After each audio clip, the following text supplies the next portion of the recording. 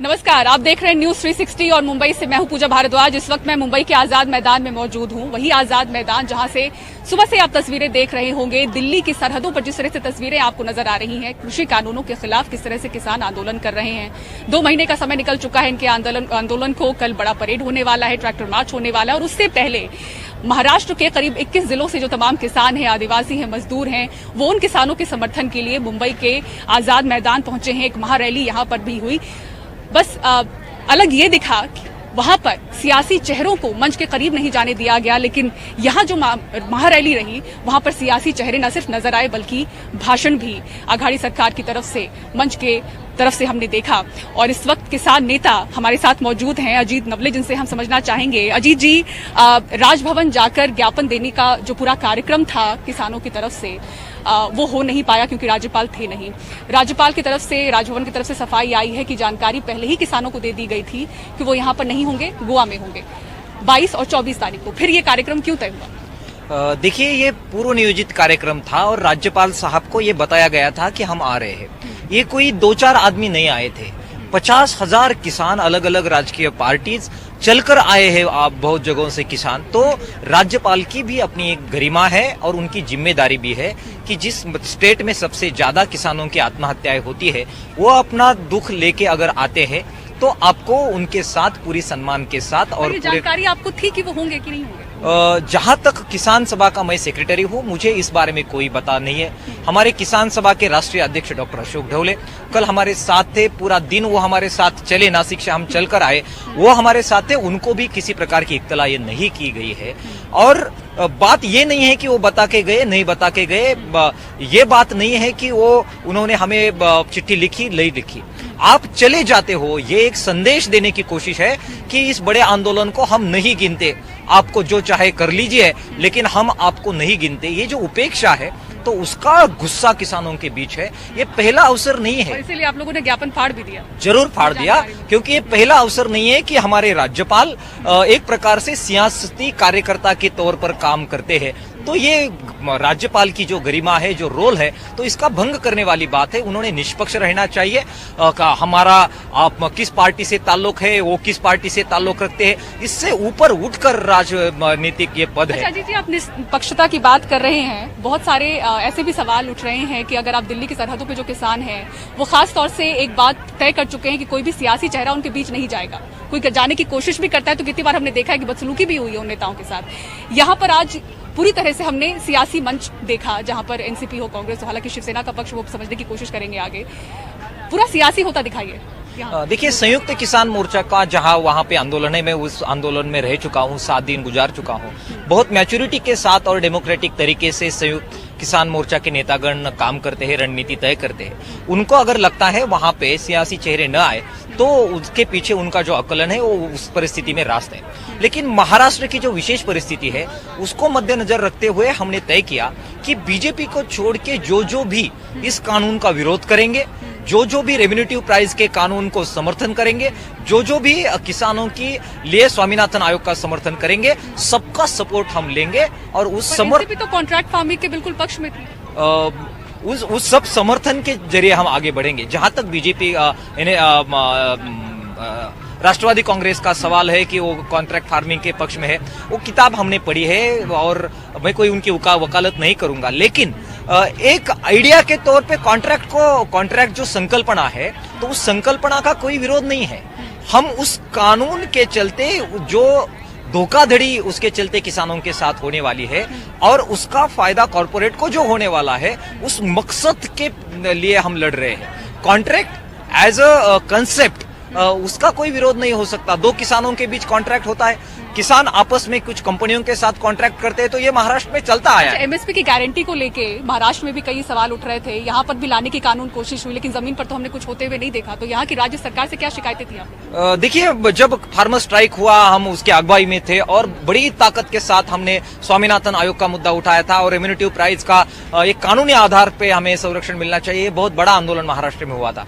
देवेंद्र फडणवीस साहब की सरकार थी और उनको हमने बाध्य किया था कि वो इस प्रकार का कानून बनाए ताकि मिनिमम सपोर्ट किसानों को मिले।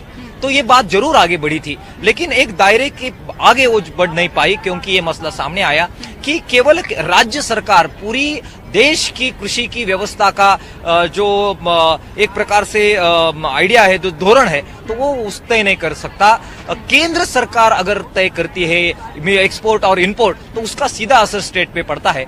इसीलिए हम इस नतीजे पहुंचे कि एक देशव्यापी कानून रेम्यूनेटिव प्राइस का संरक्षण देने का होना चाहिए। तो इसीलिए हम राज्य सरकार से जरूर अपील करेंगे कि वो अलग कानून बनाए। बात हुई कांग्रेस एनसीपी आज मंच पर खुद बाला साहब थोरात मौजूद थे और उन्होंने अपने भाषण में स्पष्ट तरीके से कहा कि इस परिस्थिति में महाराष्ट्र अपना अलग कानून बनाने जा रहा है और उसकी तैयारी वो कर रहे हैं। मुझे लगता है कि अपने आप में एक बहुत आश्वासक बात है।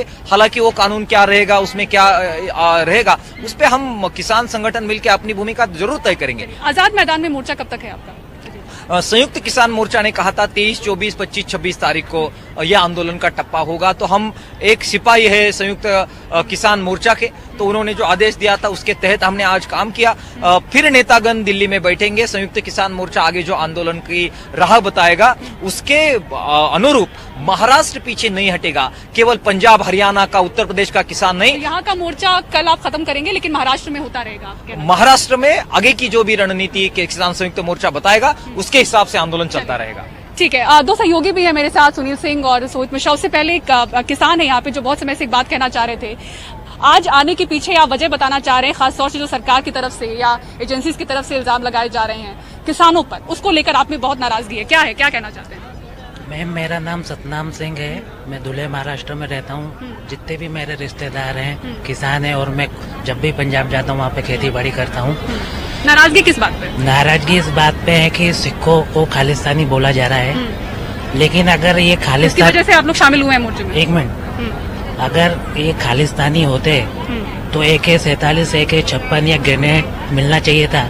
ये बात अलग है कि गवर्नमेंट रखवा के उनको पकड़वा दे, बदनाम कर दे, लेकिन अभी तक क्यों नहीं हुआ? ठीक है, सरकार बदनाम करने की कोशिश कर रही है, इसलिए आप लोग मोर्चे में शामिल हुए कहना चाहते हैं। चलिए, सुनील सिंह मेरे सहयोगी मेरे साथ बने हुए। सुनील जी, आज जिस तरह से हमने सियासी होता हुआ ये देखा इस महारैली को, शिवसेना का स्टैंड क्या है? वो शामिल नहीं? देखिए, शिवसेना की जहाँ तक बात है कि वो अभी भी ढुलमुल है, मतलब वो स्पष्ट नहीं है उनका स्टैंड। हालांकि मैंने ये सवाल जो डॉक्टर अशोक ढोले हैं, जो अखिल भारतीय किसान सभा के जो अध्यक्ष हैं, उनसे पूछा था। उनका कहना था कि हमने जाकर खुद मुलाकात की थी मुख्यमंत्री उद्धव ठाकरे से, तब उन्होंने कहा था कि हम साथ में हैं और यहाँ पर एक प्रतिनिधिमंडल भी भेजेंगे, प्रतिनिधि अपना भेजेंगे। लेकिन आज जो हुआ कि ठाणे में एक पुल का उद्घाटन था और उसमें एकनाथ शिंदे और आदित्य ठाकरे वहां पर थे, इसलिए कोई आ नहीं सका, तो उन्होंने अपने प्रवक्ताओं को यहाँ पर भेज दिया। तो ये बात उनको अपने समझने के लिए ठीक है, लेकिन ये जरूर है कि शिवसेना खुलकर साथ में नहीं है। और हमने जब बिल पास हो रहा था तब भी हमने देखा कि शिवसेना का किस तरह से रवैया था, तो ये स्पष्ट है यहाँ पर। लेकिन इनकी जो बात है, इनका कहना है कि बाकी पार्टियां हमारे साथ हैं, विपक्ष बीजेपी छोड़कर, ये अच्छी बात है इनकी तरफ से। तो आपको फर्क समझना पड़ेगा कि दिल्ली के आंदोलन में और यहाँ के आंदोलन में। दिल्ली के आंदोलन जो है वो ज्यादातर उसमें किसान शामिल है। यहाँ का आंदोलन आप देखें तो आपको जो झंडा भी दिखाई पड़ेगा, तो ये किसान सभा के जो लोग हैं, ये एक कहीं ना कहीं मार्क्सवादी कम्युनिस्ट पार्टी से जुड़े हुए हैं। तो जब एक पार्टी ही इसके पीछे जुड़ी हुई है तो स्वाभाविक तौर पर उसमें राजनीति आएगी और पूरा विपक्ष उसमें एकत्र होगा। तो यहाँ पर हमने देखा कि पूरा विपक्ष एकजुट होकर सामने आया।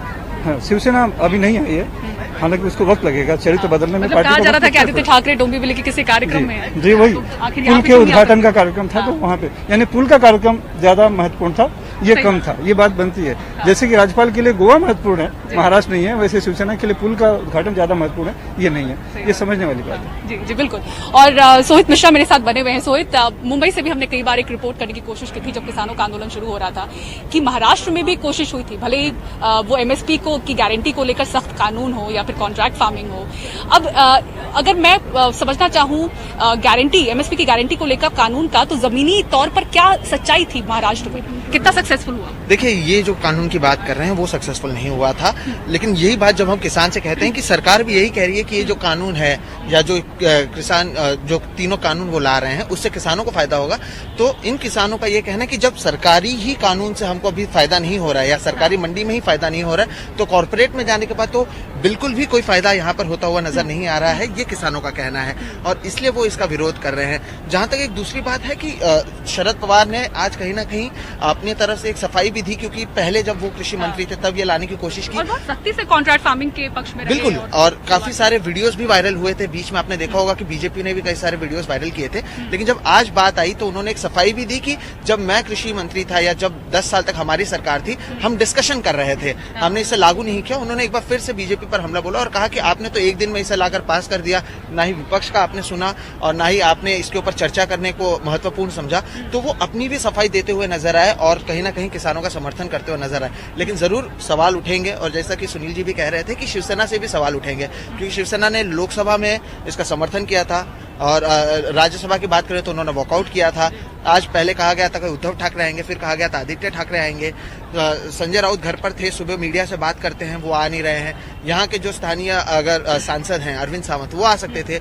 आपने युवा सेना के एक ऐसे शख्स को भेजा जो शायद सीएम आएंगे, फिर कहा गया आदित्य ठाकरे आ सकते हैं, पर वो जैसा कि सुनील जी बता रहे थे कि पुल उद्घाटन में चले गए, उनके लिए वो जरूरी था। बिल्कुल, और ये कहीं ना कहीं जिस तरह से बाला साहब थोरात ने भी भाषण दिया, उनकी एक बात जो काफी महत्वपूर्ण थी, उन्होंने कहा कि महाविकास आघाड़ी में रहने के बावजूद हम किसानों का समर्थन करते हैं। अगर वो समर्थन कर रहे हैं, यानी कांग्रेस समर्थन कर रही है, एनसीपी समर्थन कर रही है, तो आखिर कौन है जो समर्थन नहीं कह रहा है, जिसकी वजह से वो कह रहे हैं कि महाविकास आघाड़ी में रहने के बावजूद हम। आप देखिए सोहेल, जिस तरह से दिल्ली की सरहदों पर किसान जमे हुए हैं, उन्होंने बहुत बार कोशिश जो नेताओं की तरफ से हुई है उनके मंच के पास जाने की, उनके बीच जाने की, उन्होंने बिल्कुल उनको आने नहीं दिया। बदसलूकी भी हुई है कई नेताओं के साथ। कितना इम्पैक्ट पड़ेगा एक ऐसी महारैली का जहाँ पे सियासी चेहरे हैं? बिल्कुल, काफी इम्पैक्ट पड़ेगा। लेकिन आप देखिए कि यहाँ के जो जिस तरह से सुनील जी भी कह रहे थे कि जिसने ऑर्गेनाइज भी किया वो भी कहीं ना कहीं पॉलिटिकली एफिलिएटेड हैं, तो कहीं ना कहीं राजनीति इसमें आनी थी। 2018 में जब ये किसान पैदल चल के आए थे, तब किसी को मंच पर शुरुआत में नहीं आने दिया गया था, जब तक कि मुख्यमंत्री आए नहीं और वो खुद यहाँ पर उन्होंने बातचीत नहीं की।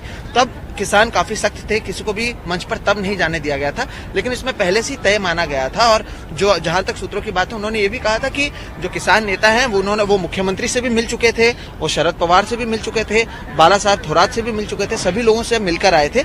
आज अगर आप देखेंगे तो दिन भर में आपको बता दूं, जो मार्क्सवादी कम्युनिस्ट पार्टी का झंडा तो यहाँ पर था ही, जब शरद पवार आए तब राष्ट्रवादी पार्टी का झंडा था, आपको यहाँ पर कांग्रेस का झंडा नजर आया। आम आदमी पार्टी ने यहाँ पर एक स्टॉल लगाया हुआ है और लोगों को मुफ्त चाय बांट रहे हैं। तो कहीं ना कहीं सभी राजनीतिक पार्टियां जो है वो इसमें घुस रही हैं, और ये इसलिए भी महत्वपूर्ण है कि अभी यहाँ पर जो है महानगर पालिका के चुनाव भी आने वाले हैं। हर कोई अपने आप को बताना चाहता है कि वो लोगों के साथ में है, वो किसानों के साथ में है, तो उसे देखते हुए भी ये सारे कदम उठाए जा रहे हैं। लेकिन जरूर सवाल उठेंगे कि आपने जो लोग पहले कॉन्ट्रैक्ट फार्मिंग का सपोर्ट करते थे, जो कृषि मंत्री होते हुए सपोर्ट करते थे, वो अब इसका विरोध कर रहे हैं, और वो अब यहाँ पर कह रहे हैं कि किसानों के साथ गलत हो रहा है। साथ में आपकी जो पार्टियां हैं, जैसे शिवसेना है, वो कुछ कह नहीं रही है। कांग्रेस तो पहले से खैर कहते आई है, लेकिन कांग्रेस में भी यहाँ पर बाला साहब थोरात ने जिस तरह से कहा कि एक कमेटी बनाई गई है और उसके वो अध्यक्ष हैं, वो कोशिश करेंगे। इस तरह से सोहित लगा कि सरकार पर ही कहीं ना कहीं हमले होते हुए इस दौरान नजर आ रहा था कि जो सियासी चेहरे पहुंचे थे, तो एक तरह से सरकार पर ही हमला हो रहा था। कुछ किसान भी हैं यहाँ पर जो बात करना चाह रहे हैं हमारे साथ। आपका नाम क्या है बताइए? मैं प्रशांत सोनोने हूँ और मैं राष्ट्रीय प्रवक्ता हूँ सत्यशोधक शेतकरी सभा आप का। लोग जब यहाँ पर आए हैं, राज्य सरकार से भी कुछ आप लोगों की शिकायतें थी, बात हुई है क्या?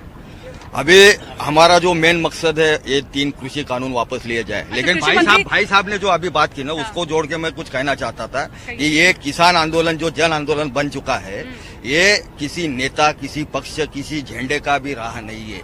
कोई सियासी इसको हाईजैक नहीं कर सकता। कोई आएगा जाएगा, लेकिन कोई अहमियत नहीं रहेगी उसकी। और क्योंकि भारत का जो विकास का रास्ता है वो खेत खलिहानों से जाता है, और मैं मोदी जी का शुक्रिया अदा करता हूँ कि उन्होंने किसानों को रास्ते पे लाया। वो घमंड में है और हमारे किसान ठंड में है, इसलिए मैं उनका शुक्रिया करता हूँ। बहुत बहुत मेहरबानी उनकी कि ये किसानों को उन्होंने यहाँ पे रास्ते पे लाया और शहादत हुई है। ये लगभग 150 किसान हमारे शहीद हुए, लेकिन उन शहीदों की भी जो कुर्बानी है वो बेजा जा नहीं सकती, क्योंकि मकतल में सर काटने आएंगे दीवाने हम जैसे बहुत। क्योंकि ये जो है, ये किसान जो है, ये खुदकुशी का चलन छोड़ के आए। क्योंकि मैं बुल्ढाना जिले से हूँ, यवतमाळ बुल्ढाना, ये मतलब विदर्भ इस साल बहुत ही मार झेला है। हाँ, मार झेली है, लेकिन फिर भी ये जो आत्महत्या का जो रेट है वो कम हुआ है। अच्छा, आप जितने भी किसान यहाँ पर हैं, कोई भी कॉन्ट्रैक्ट फार्मिंग, क्योंकि महाराष्ट्र में तो कॉन्ट्रैक्ट फार्मिंग शुरू हो गई थी, कोई भी कॉन्ट्रैक्ट फार्मिंग कर रहा है यहाँ पे जो बता सके कि कितना सक्सेसफुल है, जमीन पर कामयाब है या नहीं है? नहीं है मैडम, कुछ नहीं है। अभी महाराष्ट्र में नहीं तो हम विदर्भ से आते हैं, तो विदर्भ में भी ऐसी कोई बात नहीं है। मगर अभी विदर्भ में एक नहीं था। ऐसे आपके साथी किसान है जो कॉन्ट्रैक्ट फार्मिंग कर रहे हो? बिल्कुल, कॉन्ट्रैक्ट फार्मिंग का तो अभी नहीं है, मगर कॉन्ट्रैक्ट फार्मिंग का एक नमूना अभी हमको देखने को मिला है कि भाई विदर्भ अमरावती जिले के अंजनगांव सुरजी में एक संतरा बगीचे के जो किसान है वो किसान का संतरा लिया व्यापारी ने, और व्यापारी ने उसका जो लिया हुआ माल है, फसल का दाम, वो दाम नहीं दिया और उन्हें उनके साथ गद्दारी की पुलिस स्टेशन में लेके गए और पुलिस वालों ने उनको मारा। उस वजह से उस किसान ने आत्महत्या कर ली। ये कॉन्ट्रैक्ट फार्मिंग की इसमें तो नहीं है, मगर एक उदाहरण है कि भाई अगर एक संतरा उत्पादक शेतकरी, ये कहाँ की जानकारी? ये अमरावती जिले अंजनगाव सुरजी की। तो ये शेतकरी किसान जो है एक कॉन्ट्रैक्ट करता है तो उसको फांसी लेने की मोहलत आ गई। तो इसका मतलब है अगर इस देश महाराष्ट्र में अगर इस देश में कॉन्ट्रैक्ट फार्मिंग चलेंगी तो इस देश का सबसे ज्यादा किसान वो मरेगा, आत्महत्या करेगा। ये हम नहीं चाहते। इसलिए और बात रही अभी हमारे दोस्त ने जो बोला है कि भाई ये सबसे पहले किसान रास्ते पे उतरा, फिर राजकीय पार्टी रास्ते पे आई और ये आंदोलन चलता रहेगा। ये आंदोलन नहीं रुकेगा। तो ये महाराष्ट्र के किसानों को भी आप सुन रहे थे, जहां कुछ जिलों में जहां पे कोशिश हुई है कॉन्ट्रैक्ट फार्मिंग की, तो किस तरह से जमीनी हकीकत है जो उनके पास जानकारी हो बताने की कोशिश कर रहे थे। रुक रहे हम यहाँ पे न्यूज 360 में एक ब्रेक के लिए। ब्रेक के बाद जल्द हाजिर होंगे, दिखाएंगे किस तरह से रैली में फिर बरसी ममता बनर्जी।